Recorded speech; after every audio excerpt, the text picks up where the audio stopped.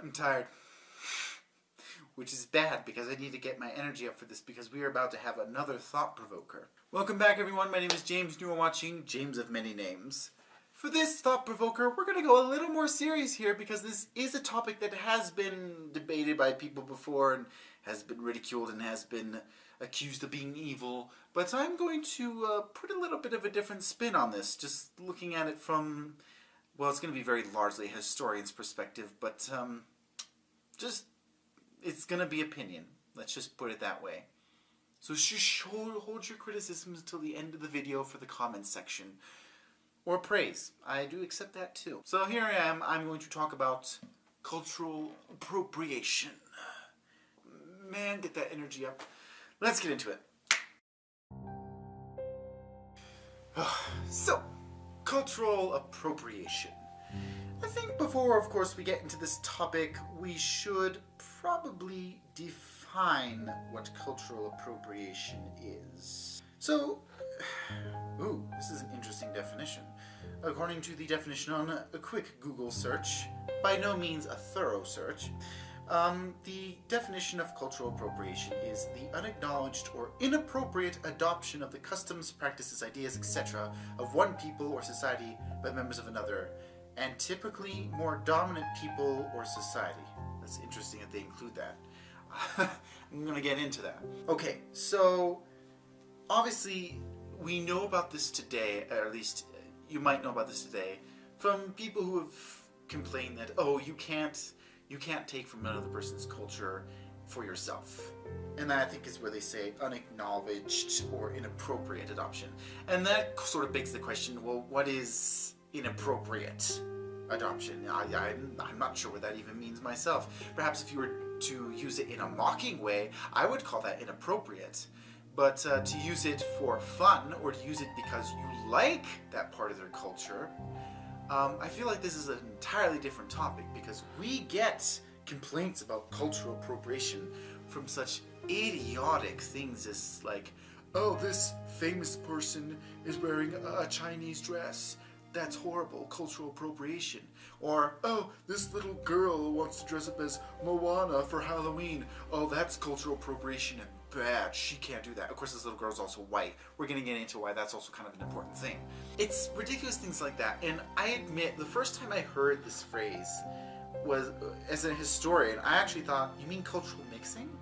It was my first thought I had, cultural mixing. Because as a historian, going back in time, especially one who studies medieval and ancient history, and I recognize that culture is essentially the customs, the traditions, and the ideas of a people. This can range from food and clothing to religion and practices, to just the way they live their life. Okay, by that definition, I don't think people realize how complex culture actually is.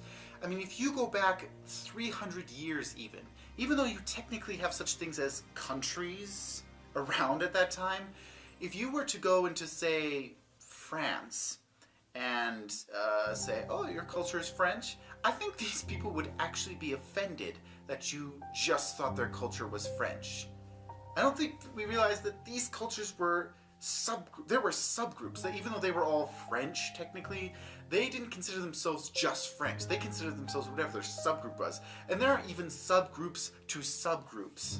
And that's the way the world was. It was, a culture could be different from town to town, literally, even if it was just by the slightest difference. So why do I make this weird point? The point I make this is because if you look at history, the entire history of the human race has been the mixing and trading of cultures. So cultures that are mixing like this end up inevitably becoming something different. And that is literally how we have reached where we are today. And that is why I really hate when people say, no, you can't steal from another person's culture. I have to think in my mind, not say out loud because they would freak out, but I think in my mind, your culture that you're living is literally a combination of so many cultures from the past. The only reason you are here today with your ideas and thoughts and customs and beliefs and whatever is because someone before you said, I like this other culture, I'm going to take this part of their culture and included in mine. And of course, inevitably, for the most of the time, whatever they're taking from this other culture is going to end up changing to sort of match their own, because no one ever likes to completely give up what they have. They like to take from outside and sort of mix and match and make it more familiar to them and more comfortable to them.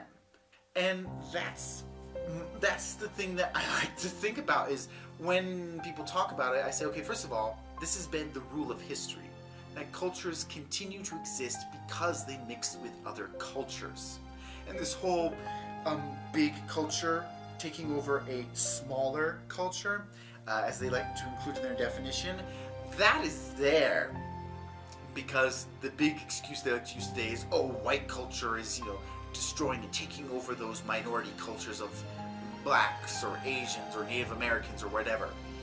And I feel like, first of all, it's really unfair to say that, because, like I said, go to France and there will be subcultures. Even today, no one is going to be just French. And to say white people's culture is really sort of strange, because that is so broad in general. Because, spoilers, with the complexity of humans, white people are very diverse themselves. Okay, so that's where I feel like this big thing is being brought in. I think when they think about it, they often like to include colonialism as sort of the bad no-no way of cultural appropriation. And while it's one of the messier ways of mixing cultures, I still think, inevitably I may disagree on something that's happened in colonialism, but it's still mixing of cultures.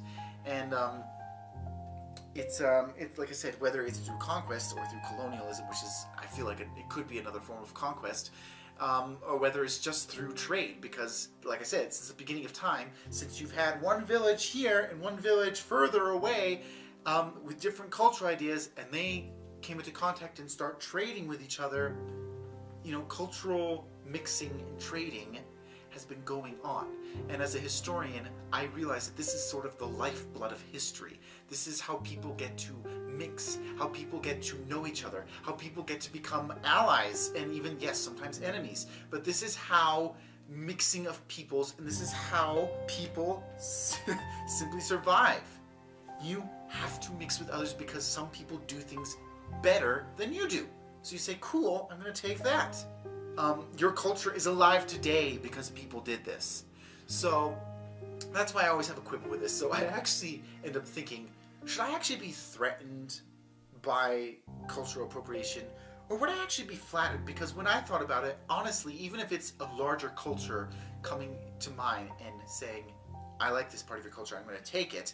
Not conquest, not colonialism, none of that stuff. That's not included, because that's a whole other topic. But just coming in and saying, I like this part of your culture, I'm going to take it. Honestly, I'd be flattered.